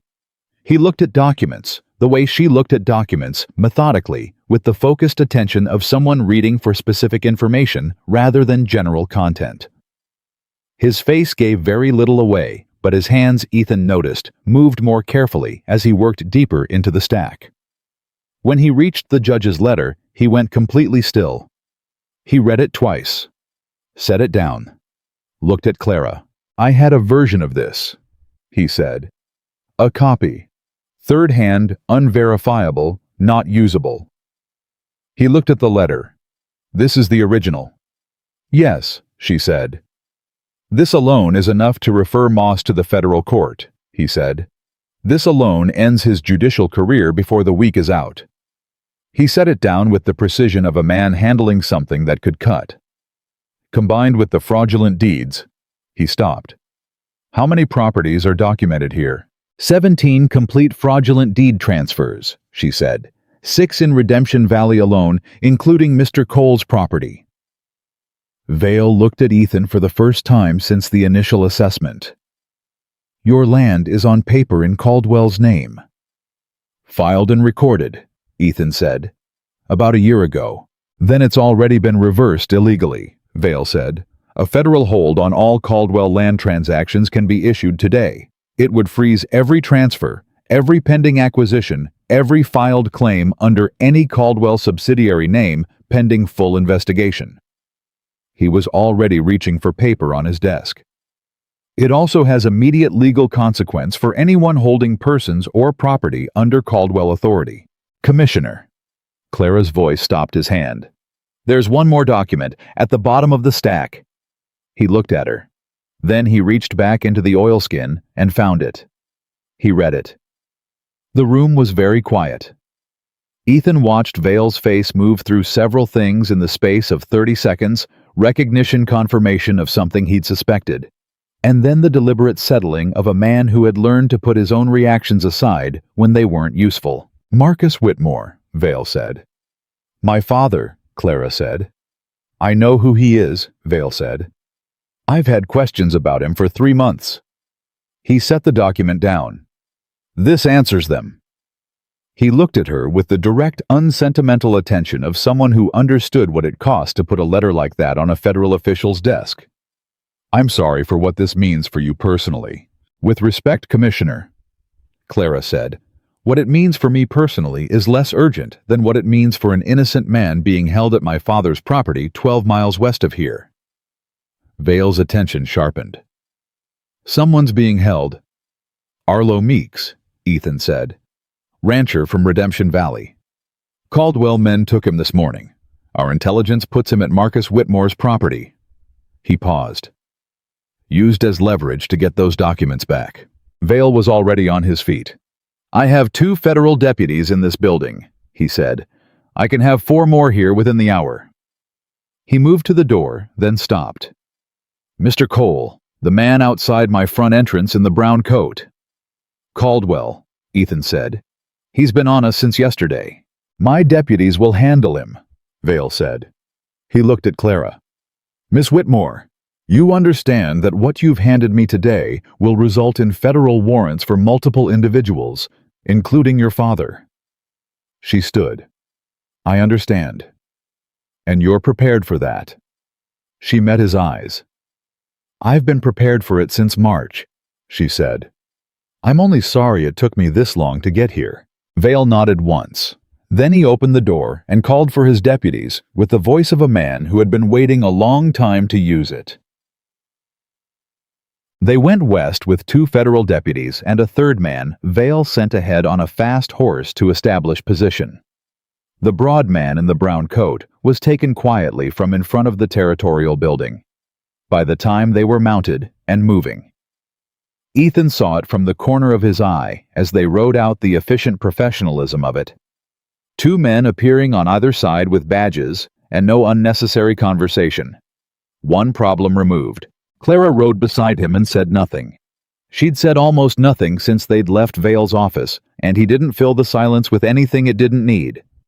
He understood what 12 miles felt like when the destination was your father's house, and you were riding toward it with federal deputies and a man you'd known for less than 48 hours, and a packet of documents that were going to end the life your father had built.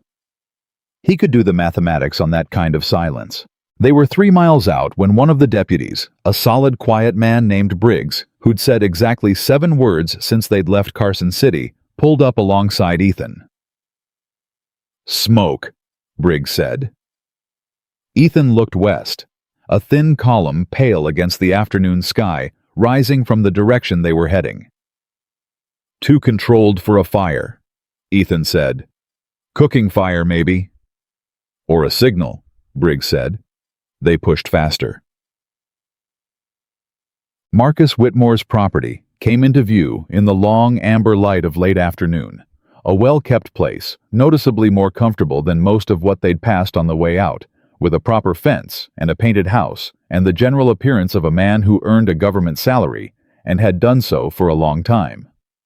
2 horses were tied at the front fence that didn't belong to anyone who lived there. Clara saw them, and her hands tightened on the reins, and then very deliberately relaxed. Briggs held up a fist. They stopped. 2 horses, he said. "Could be more inside." 2 guards, Ethan said. "The ones who brought Arlo. The others are between here and Redemption Valley or back watching the roads." He looked at Briggs. "If we go to the front door, they'll see us coming." "That's generally how warrants work," Briggs said dryly. "Will they run or fight?" the second deputy, younger, quicker-eyed, asked, looking at Ethan. "They're hired," Ethan said. "They'll make a calculation." "Men who make calculations are easier than men who don't," Briggs said. He straightened in the saddle. "We go to the front door. Miss Whitmore, you'll stay back until—" "I will not," Clara said. Briggs looked at her. "That's my father's house," she said. "And the man inside is being held there because of documents I took. I will not stay back." She held the deputy's gaze with the full force of everything she'd survived in the last 3 days. With respect. Briggs made a sound somewhere between a sigh and acknowledgement. "Stay between me and Mr. Cole," he said. They rode to the front gate. The door opened before they reached the porch. Not the Caldwell men, an older man in a linen shirt and suspenders who had the look of someone who had seen them coming from a window and made a decision about something. Marcus Whitmore was perhaps 60, with Clara's gray eyes set in a face that had spent years outdoors and more recent years behind a desk. He was thinner than his age, should have made him the thinness of a man whose body had been tracking his conscience for months and losing weight accordingly. He looked at the deputies. He looked at Ethan. He looked at Clara last, and the look lasted longer than all the others combined, and what was in it was something too complicated and too private for the open air of an afternoon yard. "Papa," she said, just that. Her voice was completely steady. He closed his eyes. "Clara." "Where is he?" Ethan said. Marcus looked at him. Then he stepped back from the door. "Come inside." "The men who brought him," Briggs said. "They left an hour ago," Marcus said, "when I told them to." Briggs and the younger deputy exchanged a look. "You told them to leave." "This is still my property," Marcus said, and for the first time, there was something in his voice besides exhaustion, a last residual thread of the authority he'd once carried completely. "I told them the situation had changed, and they were to leave and report that to Edmund." He stepped back further. "The man you're looking for is in the back room. He's not hurt." They went inside. Arlo Meeks was sitting in a wooden chair in the back room, with his hands tied and his jaw set, and the specific expression of a man who has been sitting in a chair with his hands tied for several hours, and has spent that time thinking about what he's going to do when he's not sitting in the chair anymore. He looked at Ethan when the door opened, and something in his face let go. "Took you long enough," he said. "We had stops to make," Ethan said. He cut the rope. Arlo stood and rolled his wrists and looked at the federal deputies in the doorway with the assessing squint of a man filing information. "You brought the law." "We brought evidence," Ethan said. "The law followed." Arlo made a sound of satisfaction. Then he looked past Ethan's shoulder at Clara, and his expression shifted into something gentler and more serious. "You're Marcus Whitmore's daughter." "Yes," she said. "He sat in there with me for 2 hours," Arlo said. "Didn't talk much. But he didn't let them hurt me, and he fed me twice, and about an hour ago he went and told them to leave, and then he came back and sat down again." He paused. "Man's carrying something heavy." Clara didn't answer. Her eyes moved to the door and through it to where her father was standing in the front room, with Briggs asking him questions in the measured tone of a man who has conducted many interviews and knows how to let silence do the work. She went to the door. Ethan stayed where he was. He helped Arlo to his feet and let him work the stiffness out of his legs, and didn't follow Clara into the front room, because some things a person needed to do without a witness. But he could hear. "Why?" she said. That was all to start with. Just that one word, the smallest word, for the largest question. Her father was quiet long enough that Ethan thought he might not answer. "I was afraid," Marcus Whitmore said finally. His voice was low, roughed up by something inside it. "That's the truth, and I know it's not enough. I was afraid of what they had on me, and I convinced myself that if I just managed it carefully, if I just made sure nobody got seriously hurt. People lost their land, Papa." "I know." 4 families in Harlan's Crossing County lost land they'd held for decades because of documents that went through your office, she said. "You approved those surveys. You certified those boundaries. Your signature is on the official record that made every fraudulent transfer look legitimate." A silence. "I know," he said again. Lower. "When did it start?" she said. Another pause. 7 years ago, he said. "It started small. A boundary discrepancy I agreed to overlook, in exchange for a debt being settled." His voice had gone flat the way voices go when they're reading from an internal record they'd rather not look at. "And then another. And then it wasn't small anymore, and I couldn't find the place where it had stopped being something I chose and started being something I was trapped in." "You could have come to me," Clara said. "At any point in 3 years you could have come to me." "You were working for them," he said. "I was working for them because I was looking for a way to stop them," she said. "I went to work there because I found a discrepancy in a public land record with your name on it, and I needed to understand what had happened." A pause. "I thought at first it was a mistake. I spent 11 months hoping it was a mistake." The silence that followed was a particular kind. The silence of a man receiving information he'd suspected, but hadn't confirmed that his daughter had been carrying this knowledge for almost a year and had carried it alone. "Clara, I have your letters, Papa," she said. "The ones signed MCW. I gave them to Commissioner Vale." Her voice didn't shake, but it had changed, the composure still there, but beneath it something else, the sound of a daughter who had loved her father and had come all this way carrying evidence against him, and was still somehow the one having to stand steadiest in the room. "There will be an investigation. There will be a federal proceeding. I can't change that, and I wouldn't if I could. I know. But I need to know," she said, "if you turned them to me, if you sent them to the land office that morning." The longest silence yet. "I told Edmund you'd found the files," Marcus said. "I didn't tell him to go to the office. I didn't know he would." He stopped. It doesn't matter what I intended. I told him, and he acted on it, and you ran for 30 miles through July heat with men after you because of what I said." His voice broke just slightly at the edge of the last word. "You could have died." "I didn't," she said. "Clara." "I'm right here, Papa," she said. "I'm standing here. I'm fine."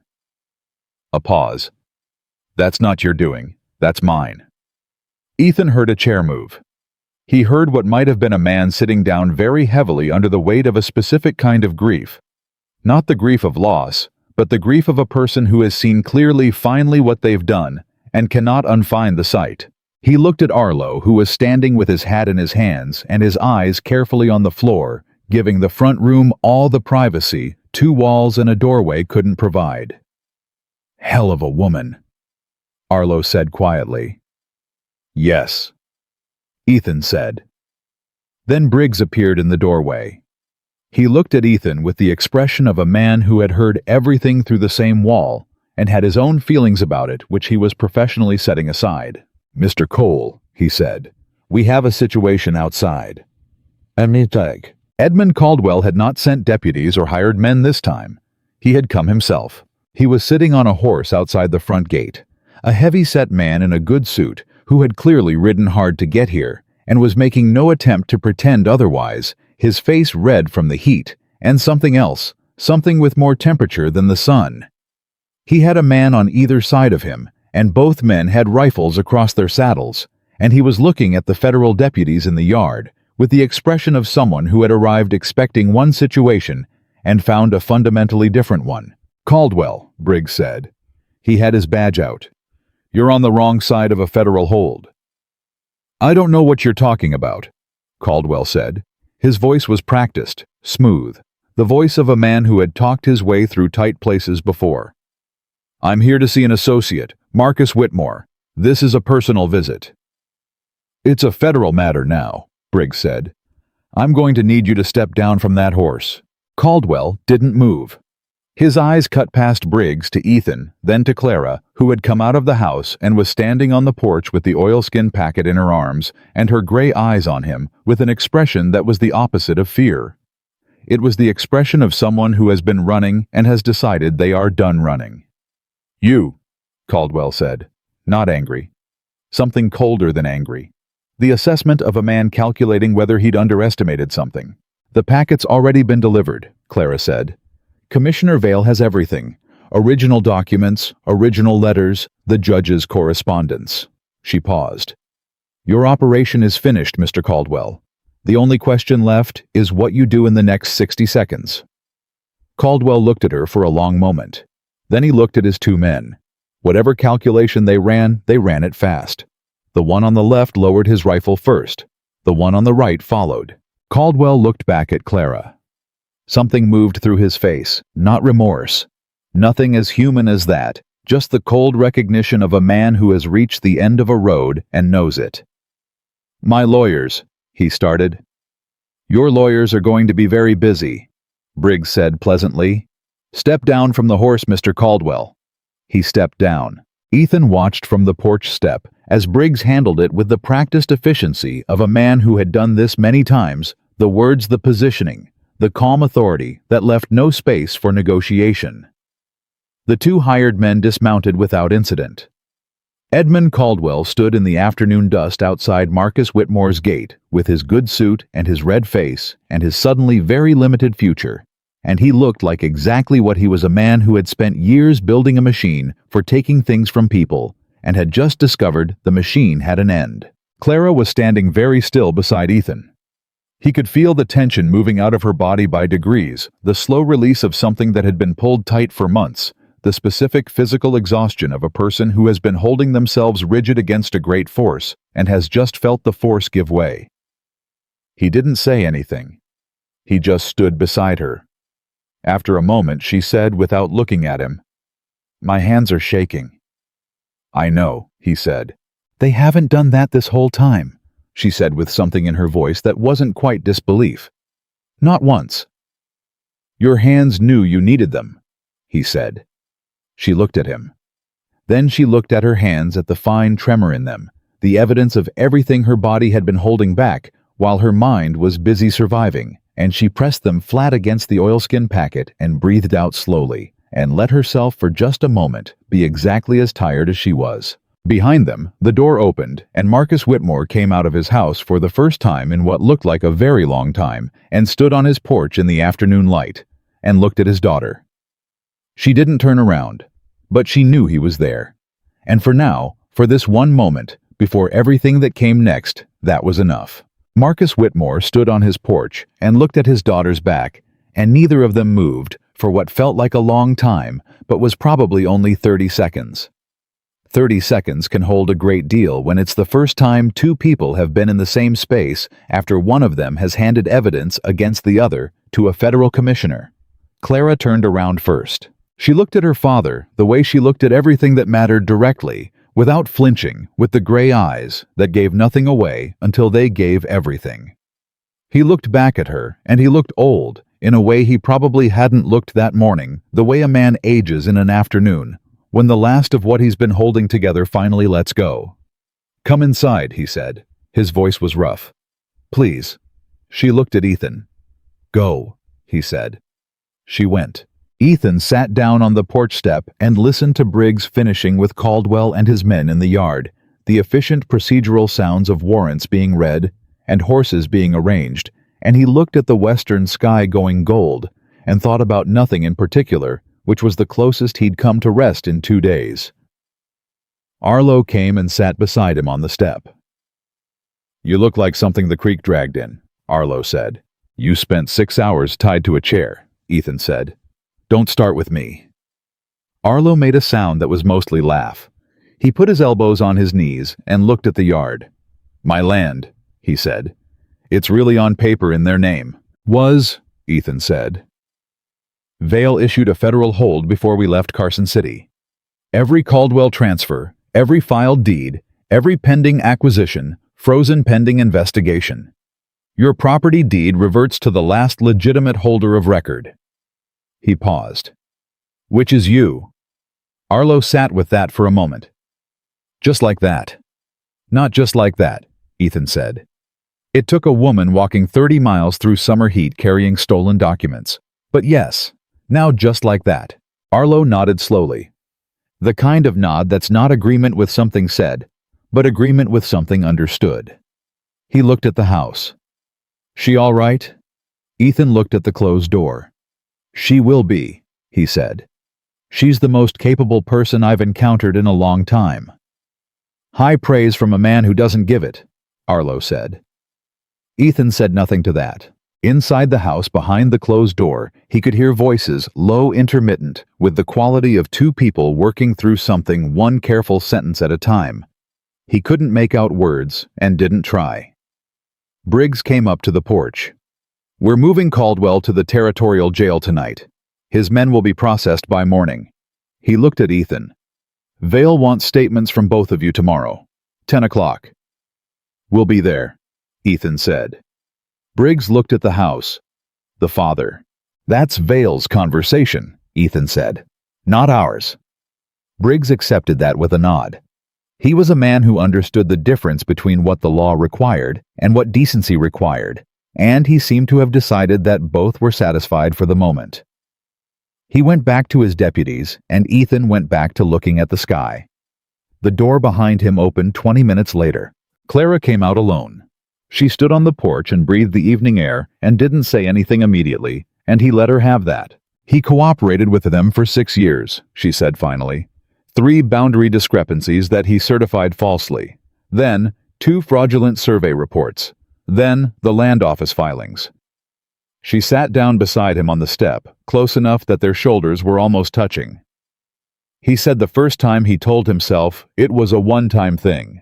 Every time after that, he told himself the same thing. "That's how those things work," Ethan said.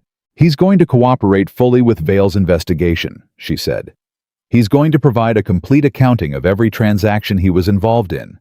Names, dates, amounts." She paused. "His lawyer says it may reduce the federal charges. Vail didn't promise anything, but he didn't refuse to listen either." "That's more than he deserves," Ethan said, then, and probably exactly what he should do. She was quiet for a moment. "He cried," she said. "Not as a judgment, just as a fact. When I told him about the 30 miles, he cried, and he said he was sorry, and She stopped. "I didn't tell him it was all right, because it isn't, but I told him I was still his daughter." She said it the way she said most true things, simply without decorating it. "I don't know what that means yet. I think I have to figure that out slowly." "That seems right," Ethan said. She looked at him. "You're not going to tell me what to feel about it." "Not my place," he said. "Most people would," she said. "They'd say, forgive him or don't forgive him, or he's your father, or he betrayed you. They'd say something that was more about them wanting to resolve it than about me needing to. I've noticed," he said, "that unresolved things resolve at their own speed. Pushing them mostly just makes them louder." She held his gaze. "Margaret teach you that?" "Margaret," he said, "spent 8 years demonstrating it." He paused. "I was a slow student." She almost smiled. The almost was enough. "Look," They rode back toward Redemption Valley the next morning after Vale's office and the statements and the precise methodical work of a federal commissioner who had been waiting for exactly this documentation for 6 weeks and was now moving with the focused efficiency of someone making up for lost time. The ride home was different from the ride out. Not easier exactly, the miles were the same miles and the heat was the same, July heat. But something in the quality of the movement had changed. They weren't running toward something or away from something. They were just going. Clara rode beside him on a horse Haskell had arranged. She couldn't keep Ethan's borrowed animal indefinitely, and her own feet weren't taking her another 30 miles, and she had the oilskin packet across her saddle empty now, tied shut out of habit. "What happens to the other ranchers?" she said. "In Harlan's Crossing County. The 4 families who already lost their land." "Vale says the federal investigation will include land restitution," Ethan said. "It's slower than the hold takes a court process, but the fraudulent deeds are documented. The legitimate prior deeds are documented." He looked at the road ahead. "It won't be fast, but it'll happen. The Teague family lost their land 18 months ago," she said. "They're in a boarding house in Millhaven." "Then they'll have somewhere better to be in a few months," he said. "And they'll know why." She considered that. "Is that enough?" "No," he said. "But it's what there is." He glanced at her. "The world doesn't give clean resolutions. It gives next steps." She was quiet for a while. The road moved under them. "Ethan," she said. "The coal deed, the fraudulent one. Vale said the federal hold reverses it automatically. But he also said you should come to his office next week with the original purchase documents to clear the title completely. I know where Margaret kept them," he said. "Locked box under the floorboard in the bedroom. I haven't opened it in 3 years." He paused, and there was something in the pause that wasn't grief, exactly more like the particular weight of a task you've been not doing, because the doing of it means acknowledging what's in it. "I'll open it." "I'll come with you," she said. "If you want, to the commissioner's office." He looked at her.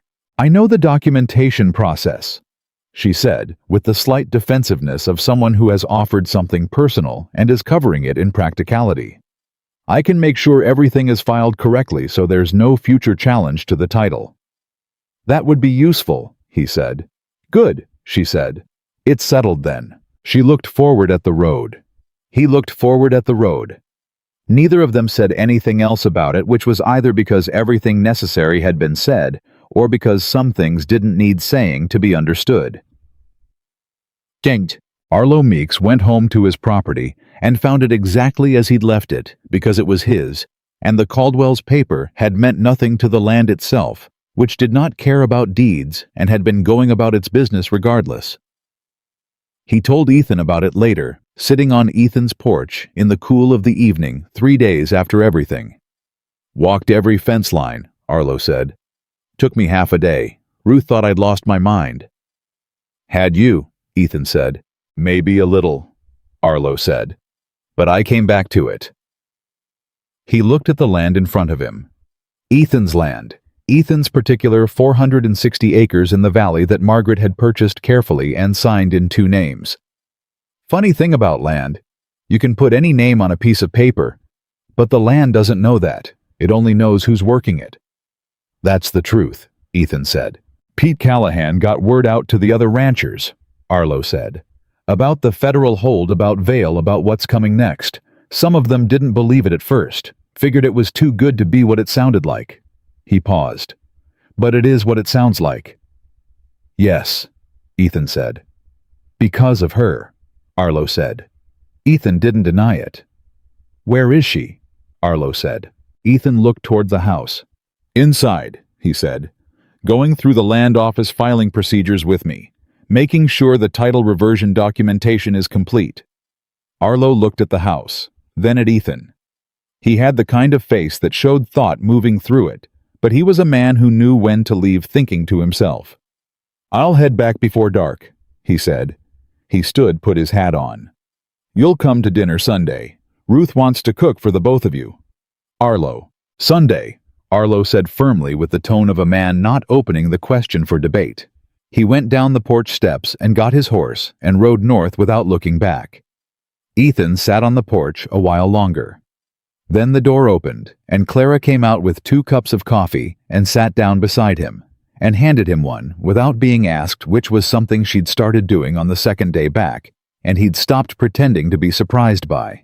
"The filing is straightforward," she said. "Vale's office has the right forms. You take the original purchase document and the cleared title letter they'll issue after the investigation, and you file both together. After that, it's bulletproof." "Good," he said. She held her coffee in both hands and looked at the valley. The evening light was doing what it did in summer in Nevada, going golden and long, stretching the shadows, making everything look like it was happening in the last good hour of something beautiful. "I've been offered a position," she said. He looked at her. "Commissioner Vale," she said. "He needs someone who understands how fraudulent land documentation works from the inside, someone who can review title records across the territory and identify irregularities." She paused. "He says what I did with the Caldwell files, the reconstruction, the cross-referencing, would take his current staff months to replicate. He wants someone who already knows how to do it." "That's a significant offer," Ethan said. "It's based in Carson City," she said. "Primarily, though the work would involve travel.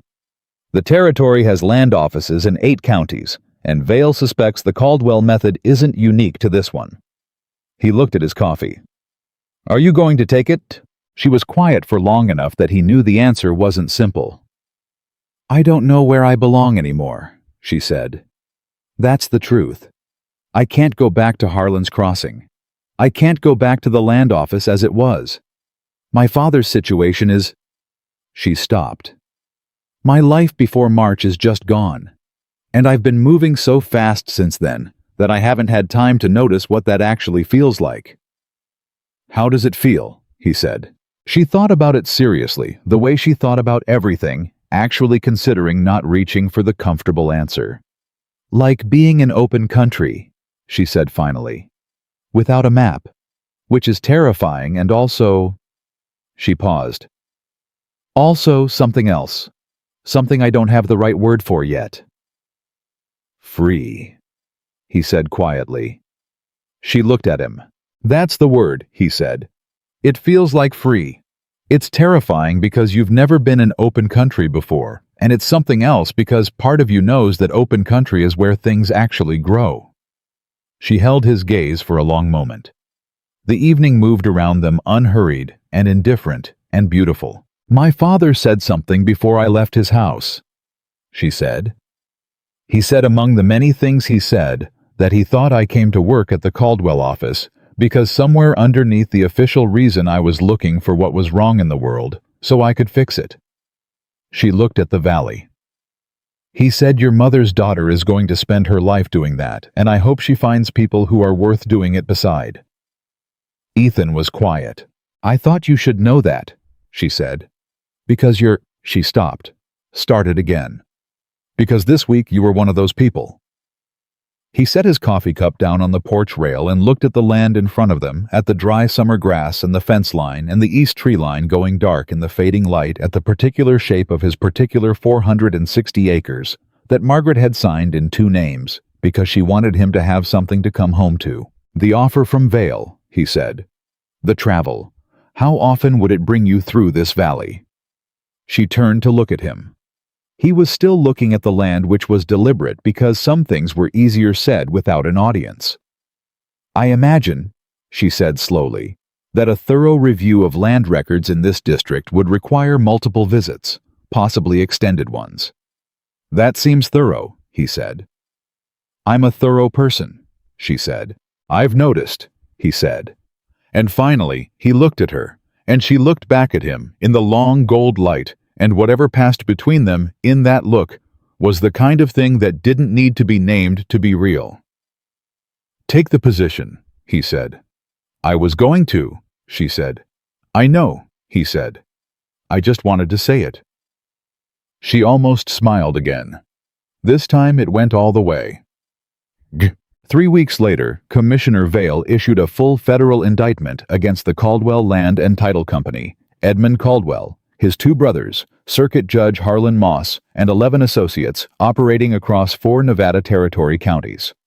17 families received notification that their land titles were under formal restoration proceedings.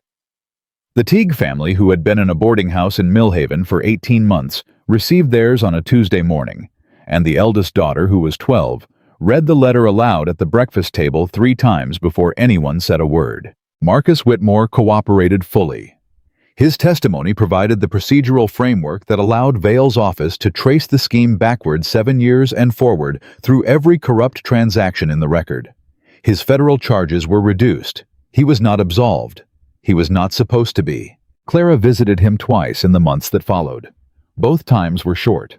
Both times were necessary. What happened between them in those visits was private and slow, and entirely their own, the way healing tends to be, not clean, not quick, not linear, but persistent. Ethan Cole filed his cleared title documentation on the last Tuesday of August. Clara was there when he opened the locked box under the floorboard, and she was there when he found Margaret's handwriting on the original purchase document, careful, clear, every letter deliberately legible, and she watched him hold it for a moment before he set it on the table with the care of a man handling something that had waited a long time to be handled. She was right, he said, about the property boundaries. She described them more precisely in this document than the county survey did. She sounds like someone who is right about most things, Clara said. Almost everything, he said. Except she thought I'd be lonely without her. Clara looked at him. She made me promise not to be, he said. I told her I couldn't promise that. She said that was the wrong answer. He looked at the document. She usually was right, but I think she'd allow me this one. Clara didn't answer, but she sat down across from him at the table and picked up the filing forms and began to work through them with the focused efficiency of a woman who understood land documentation and was going to make absolutely certain that this particular piece of land was so thoroughly, irrevocably, legally established as Ethan Cole's property that no one with a pen and bad intentions could touch it again in this lifetime or the next. And Ethan Cole watched her work in the afternoon light of his kitchen, in the house his wife had half built, and his own hands had finished on the land that Margaret had purchased carefully and signed in 2 names, and he understood something that he had not understood when a woman with gray eyes and stained hands had looked up from a gooseberry bush and refused to be afraid of the gun in his hand. He understood that a place is not land. Land is dirt and grass and the boundaries on a piece of paper. A place is the people who have stood on it and meant something, who have worked it and grieved on it and kept faith with it, when keeping faith was the hardest possible thing. A place is what survives after the papers are burned and the fences fall and the names on the documents are changed by men who think that changing a name changes the truth. It doesn't. The truth doesn't live in paper. It lives in people who refuse to let it die. And on that particular summer evening in Redemption Valley, Nevada Territory, with the light going gold across 460 acres that no one was ever going to take. Again, the truth was doing exactly what it had always done best. It was standing its ground,